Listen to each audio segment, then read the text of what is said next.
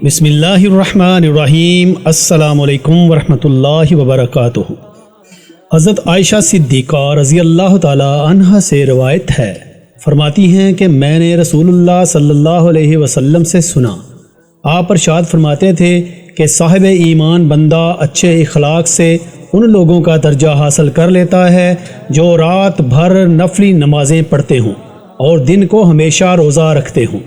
मतलब ये है कि अल्लाह के जिस बंदा का हाल ये हो कि वो अकीदा और अमल के लिहाज से सच्चा मोमिन हो और साथ ही उसको हुस्न अखलाक की दौलत भी नसीब हो, तो अगरचे वो रात को ज़्यादा नफलें ना पढ़ता हो और कसरत से नफली रोज़े ना रखता हो, लेकिन फिर भी वो अपने हुस्न अखलाक की वजह से उन शब बेदारों इबादत गुजारों का दर्जा पा लेगा जो कायलुल लैल और साइमुन नहार हों, यानी जो रातें नफलों में काटते हों और दिन को अमूमन रोज़ा रखते हों।